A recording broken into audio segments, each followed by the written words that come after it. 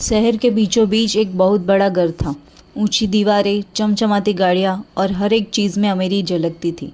उस घर में रहता था राघव, जो शहर का एक बड़ा बिजनेसमैन था। लोगों की नज़र में वह बहुत सफल था, क्योंकि उसके पास पैसा था, नाम था, हर वो चीज़ थी जो इंसान सपने में देखता है। लेकिन अगर कोई उसके घर के अंदर झांकता तो उसे एक अजीब सी खामोशी महसूस होती। राघव के पास सब कुछ था, सिवाय सुकून के। राघव की ज़िंदगी का एक ही मकसद था, पैसा कमाना। सुबह उठते ही फ़ोन, मीटिंग्स, डील्स और रात तक काम। उसने कभी ये नहीं सोचा था कि वो क्यों भाग रहा है, बस भागता ही जा रहा था। उसकी पत्नी स्नेहा अक्सर कहती थी, राघव थोड़ा वक्त हमें भी दे दो, पैसों से ज़्यादा ज़रूरी हम हैं। राघव हंसकर कहता, ये सब तुम्हारे लिए ही तो है। आज मेहनत करूँगा तभी तो कल आराम मिलेगा। लेकिन वो कल कभी आया ही नहीं। उनका एक छोटा सा बेटा था, आरव। आरव अपने पापा से बहुत प्यार करता था, लेकिन उसे अपने पापा का समय कभी मिला ही नहीं। एक दिन आरव ने मासूमियत से पूछा, पापा आप एक दिन में कितने पैसे कमाते हो? राघव थोड़ा चौंका, फिर मुस्कुराते हुए बोला, क्यों बेटा? आरव बोला, बस ऐसे ही, बताओ ना। राघव ने कैजुअली कहा, लगभग 2000 रुपये एक घंटे के।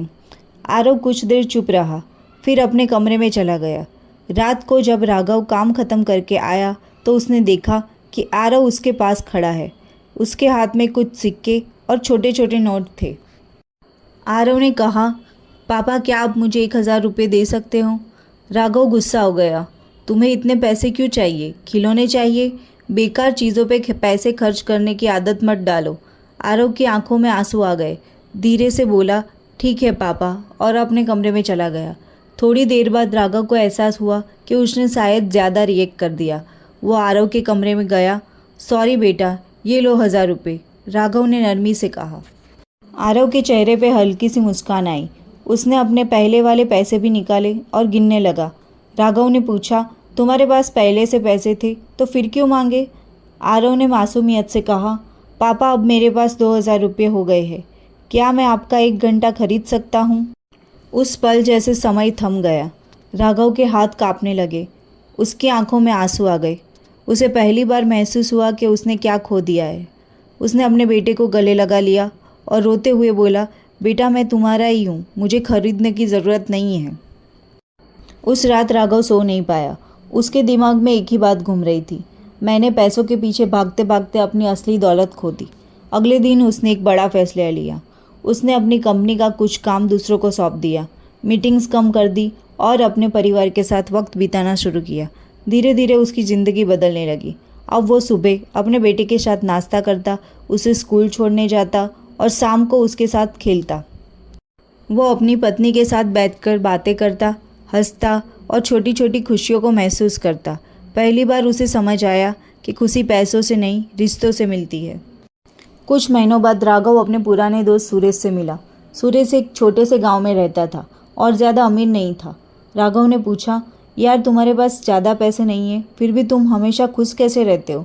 सुरेश मुस्कुराया और बोला, क्योंकि मैं वो चीज़ नहीं गिनता जो मेरे पास नहीं है, मैं वो गिनता हूँ जो मेरे पास है, परिवार, दोस्त और सुकून। उस दिन राघव को एक और बड़ी सीख मिली। उसने महसूस किया कि असली अमीरी बैंक बैलेंस में नहीं, बल्कि दिल के सुकून में है। समय बीतता गया। अब राघव पहले जैसा बिजनेसमैन तो था, लेकिन एक बेहतर इंसान भी बन गया था। उसने अपने बेटे के साथ बिताए हर एक पल को जीना शुरू कर दिया। एक दिन आरव ने कहा, पापा आप अब सबसे अमीर हो।